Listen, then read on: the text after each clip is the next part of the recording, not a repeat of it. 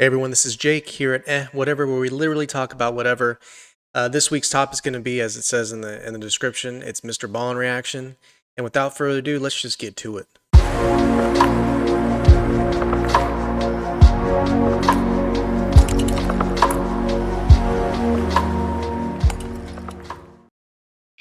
Alright everyone, this is Jake here at Whatever, where we literally talk about whatever. Today's video is top 3 photos with disturbing backstories, part 21. And if you haven't been to my channel yet, you notice that I have the camera, it's up a little bit higher. And I also have the O-ring lights, it's a little bit brighter, it's hopefully more clear. But I don't know, just let me know in the comments section. Today's MrBallen video, like I said, and if you haven't heard of MrBallen and this is the first time you're seeing him or whatever, we'll have a link in the description to his pages, as many as I can get. And if you have a video suggestion or some sort of content, because one of my buddies even asked me to do stocks and stock options. Obviously, I'm not an expert on it, but I can do the research and probably figure it out and maybe glean some information. I don't know if I'd feel comfortable doing that.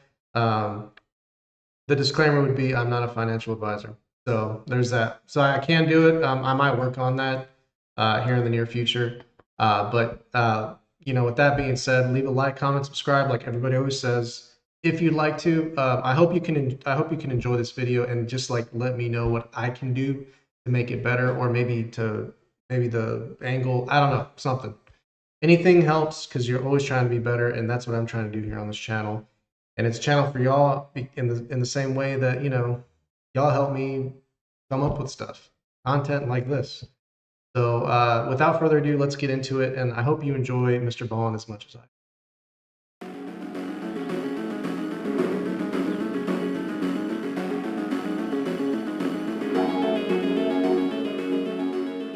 In 2009, Rebecca LWord was a 14-year-old girl living near Bridgend, Wales. She was very close with her mother and her younger siblings, she was a model student, and she was well-liked amongst her peers. That year, she began spending more and more time with a boy in her grade, 14-year-old Josh Davies, who, like her, was a model student and had many friends. In October of that year, Rebecca's mother asked her if Josh was her boyfriend, and she said yes. Even though she knew her daughter was a bit young to be in a serious relationship, she'd spent enough time around Josh to form a very high opinion of him. He was incredibly kind and generous and protective of Rebecca, and so she was happy for the two of them. In January of the following year, Josh was allowed to stay over for the weekend at Rebecca's house, and Rebecca's mother remembers the two of them having such a good time together, goofing around with Rebecca's younger siblings and painting each other's nails. When Josh left at the end of that weekend, he told Rebecca that it had been the best weekend of his life. After he left, Rebecca couldn't stop smiling. She was in love. But later that day, Rebecca received a very surprising text message from Josh. He told her he didn't want to be in a relationship with her anymore. Rebecca was crushed, and she tried to get an answer out of Josh as to why he wanted to break it off,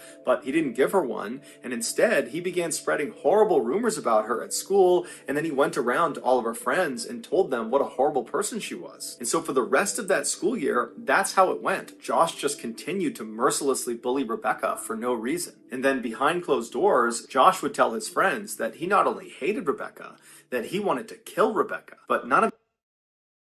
I'm sorry to stop it, but I mean, man, kids are mean as hell, aren't they? I mean, you know, this is crazy. I think I can already see where this is going. It's just like it's about to pull on some heartstrings. I know that. Probably about to make me be a little more emotionally invested in this than I should be. Of his friends took it seriously. In fact, one of his friends even told Josh that if he ever killed Rebecca, he would buy him breakfast. Fast forward to the end of 2010 when the next school year began and Josh's behavior completely changed. Suddenly, he was being nice and caring to Rebecca and showing a genuine interest in her, and Rebecca, even though this guy had abused her for the past better part of a year, she secretly still loved him, and so before long, she allowed him back into her life. About a month later, on the evening of October 22nd, Josh sent Rebecca a Facebook message asking her if she would meet him the following day in the woods near their home.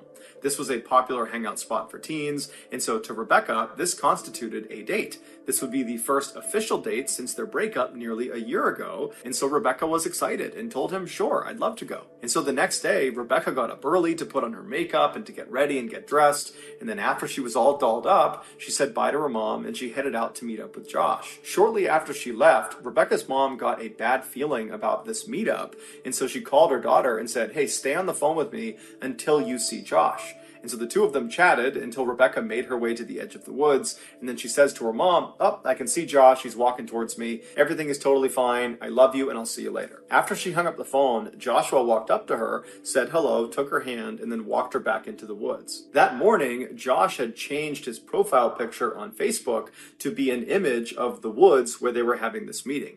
And then also that morning, Josh had texted one of his friends and said, you'll be owing me that breakfast soon. And so Josh led Rebecca for quite a while deep into the woods until he came to a stop. And while they were stopped, Rebecca at some point turned to look at something, and with her back to Josh reached down, grabbed a very heavy rock, and proceeded to beat her to death. Afterwards, Josh called his friends to see what they were up to, and they asked him if he was still with Rebecca. And so Josh is standing over this poor girl's lifeless body, and he says to them, define with. Later that day, Josh brought his best friend into the woods and showed him Rebecca's body. And then less than 24 hours later, that friend would tell police what Josh had done. During Josh's trial, he was completely unfazed, completely emotionless, and was seen smiling for much of it. He said he didn't kill Rebecca, and in fact, he tried to place the blame on his best friend, but the jury saw through it, they found him guilty, and he was ultimately sentenced to 14 years in prison. To this day, no one knows for sure why Josh killed Rebecca. The only concrete motive anybody can point to is that one of Josh's friends offered him breakfast if he went through with the killing. Here is a photo of Josh with Rebecca shortly before he killed her.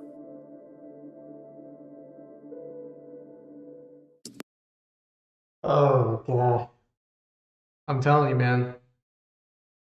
I'm an older brother. And you didn't say anything about siblings, but I'm an older brother, and I would be in jail, to say the least. I, uh, that one irks me, man. That one irks me. He has the courtesy to he doesn't even have the courtesy of you know, letting her fight for herself. He hits her in the back of the head. He's not paying attention. That's the definition of a coward. All right, I'm getting too invested in this, but you can see what I'm talking about. Maybe, I don't know, but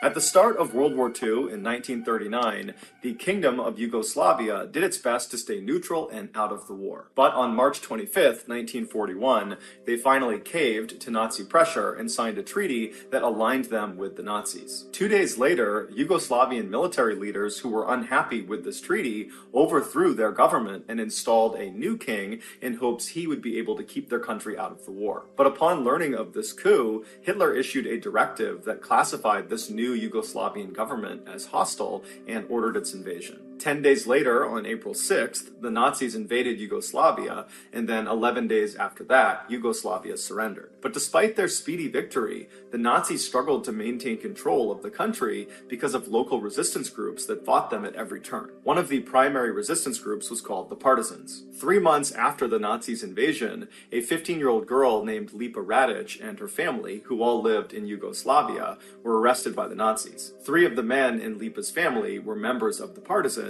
and so had attracted Nazi attention. 20 days later, as the family still sat in jail wondering what the Nazis were going to do to them, undercover partisans broke into the prison and freed them. After getting back home, Lepa, who was totally inspired by the bravery of these partisan warriors, she immediately joined their group. As a partisan, Lepa would serve as a nurse on the front lines, treating and evacuating the wounded, and then at night she would participate in direct combat against the Nazis. By 1943, when Lepa was just 17 years old, she had become a very hardened warrior. In February of that year, Lepa was leading a rescue effort of all these women and children, and she was walking them up a mountainside to a partisan camp when the Nazis came out of nowhere and surrounded them on all 4 sides. And Lepa, who refused to surrender, expended all of her ammunition defending these women and children until she was eventually captured. The Nazis moved Lepa to a nearby village where they viciously interrogated her, demanding that she give up the names and locations of her partisan comrades, but Lepa refused. After 3 more days of unsuccessfully trying to get Lepa to give up information, the Nazis grew frustrated and sentenced her to death. And so later that day, Lepa was marched out to a tree situated next to a train station,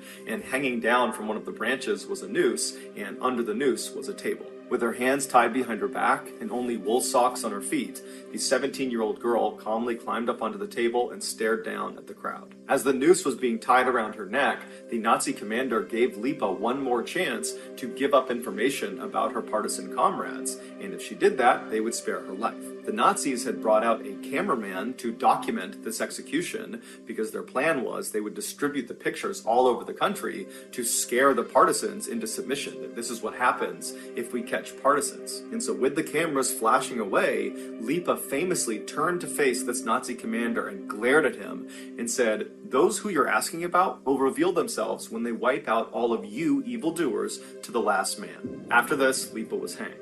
The pictures of her execution were indeed distributed all around the country, but there was no context or story. It was just some partisan being executed by the Nazis. But eventually, Lepa's story about her defiance and her famous last words found their way into the partisan camp, and suddenly those images of her execution took on brand new meaning. They no longer inspired fear like the Nazis were hoping. They inspired courage and pride and a will to keep fighting. When the Nazis discovered this is what that picture now represented, they tried to destroy all of these pictures, but it was too late. Lepa had already become a national hero. Following her death, the partisans continued to fight the Nazis and eventually helped to defeat them. After the war was over, the partisans were recognized as one of the most effective guerrilla forces in the entire war. On December 20th, 1951, Lepa was posthumously awarded the second highest military award in Yugoslavia, called the Order of the National Hero. Here is the photo of Lepa glaring at that Nazi commander after she's just told him her comrades are going to kill him.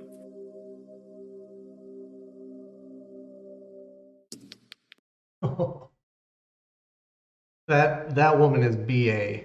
That girl, woman, whatever. BA. You know what BA stands for. I'm not going to spell it out for you. You can, and if you don't know, then look it up. But, I mean, that's a patriot. That's the definition of a patriot right there. Steadfast, unwavering. Man, that's pretty ballin'. That's pretty ballin'.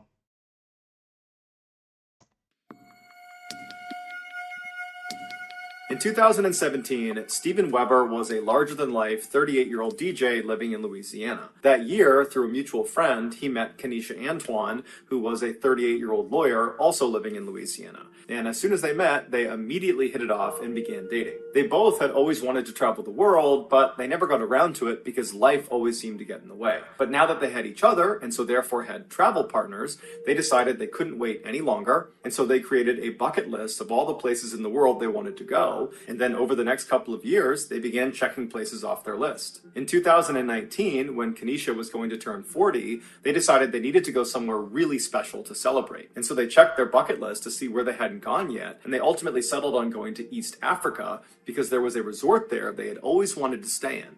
It was called the Pemba Resort, and it was famous for their underwater room. They literally have a 2-story cabin floating 300 meters off the coast. Its main floor is at surface level. It's got a beautiful couch that looks out over the water, and you can take the stairs up to the roof of the main floor where there's another couch and you can stargaze and look out 360 degrees, and there's no other cabins out on the water. You're completely isolated. This this reminds me, other people may have heard of it too, but when I was working out in Dubai, in Abu Dhabi, they had these, I think, similar setups off the coast of there. I never went to one or whatever. I kind of regret not going to it, but if you've been there, if you recall, let me know because I think there's something similar out there. I'm pretty positive there was, but it looks really cool. I mean. And then if you go back down to the main floor, there is a ladder that goes straight down 10 meters into the master bedroom, and it's completely underwater. All four walls have these huge windows that look out directly into the beautiful Indian Ocean. To stay in this cabin for one night costs $1,700, and so Stephen and Kenesha decided they would only splurge on it for one night at the end of their Africa trip. So in September of that year, the couple flew out to Africa, and for over a week, they enjoyed sightseeing and going on safaris and eating nice food. And then at the end of their trip, it was time to head out to the underwater room. So they got to the Pemba Resort on the mainland, they checked in, and then they loaded into a boat and were brought out 300 meters to their actual cabin out on the water. And then after the boat left them there, Kenesha got out her phone and began filming. And she filmed as the two walked around and they looked at the amazing view. They went onto the roof and they're looking all around and they're laughing because it's so unbelievably beautiful. And then at some point they make their way down that ladder down into the master bedroom underwater. And the two just can't stop laughing because it was so bizarre and just so incredible being down there. There were fish that were coming up to the glass and just staring at them. They just couldn't believe what they were seeing. And then at some point Stephen makes a joke that a shark was coming and Kenesha turns around and then sarcastically laughs at him and says, "Oh, okay, haha, yeah, a shark," and then she turns off the recording. A little while later, Stephen leaves Kenesha in the master bedroom and he goes upstairs and he puts on fins and then hops in the water. Kenesha, who's still down in the master bedroom, is surprised when she sees her boyfriend on the other side of the glass, out in the Indian Ocean. And so Kenesha just grabs her phone and starts filming him because she knows he's up to something. And then at some point, Stephen pulls out a plastic bag with a handwritten note inside of it and he presses it up against the glass so she can see what it says. And so Kenesha zooms in on the note, and you can tell from the tone in her voice, she really doesn't know what he's doing, but then there's a pause in the video as she's reading the note. And the note says, "I can't hold my breath long enough to tell you everything I love about you, but everything I love about you, I love more and more every day. Will you please be my wife? Marry me."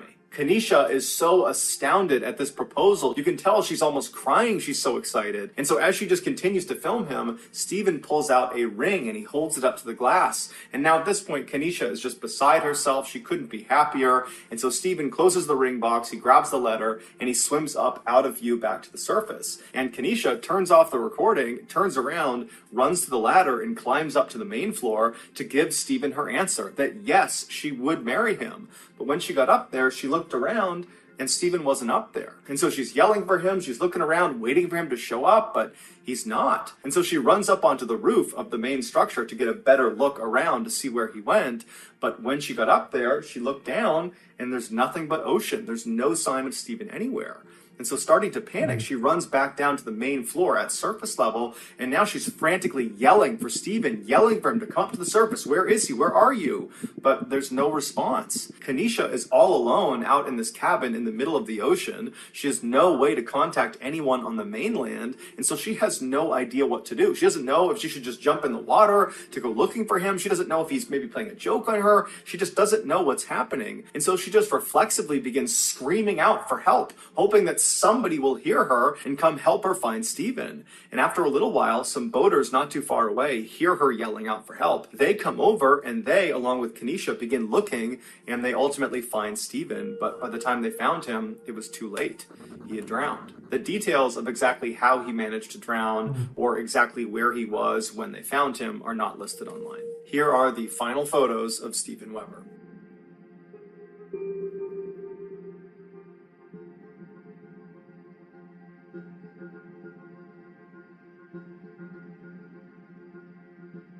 So that's going to do it, guys. If you found the secret in today's episode, Man, that's got to be just, that's heart-wrenching right there. You know what I mean? Like, he was just there a moment ago, like seconds before, and then he's gone. You think it was like maybe an undercurrent pulled him, or and they didn't release like the details unless they're trying, unless maybe a dangerous, some sort of marine, like a shark or something got him, or an eel. They're trying to kind of save face. Is that a thing? I don't know. But anyway, yeah. I mean, I get invested in these more than I probably should, emotionally anyway, because it kind of sometimes it tears at me because I can relate to some of them, or you know, it's just he tells the story really well. I mean, let me know what you think, obviously in the comment section, or message me, however, to any of the links below to my social media, or let MrBallen know what's going on. Give him a subscribe, give him a like, and go check him out because he's outstanding. Again, let me know what I can do to change, anything to make anything better, or however, or maybe you can just tell me like, you're not that great, dude. But either way, I really appreciate your time and thanks for visiting my channel if you're here. Uh, and again, leave a like, comment, subscribe on your way out. And until next time, folks, send it.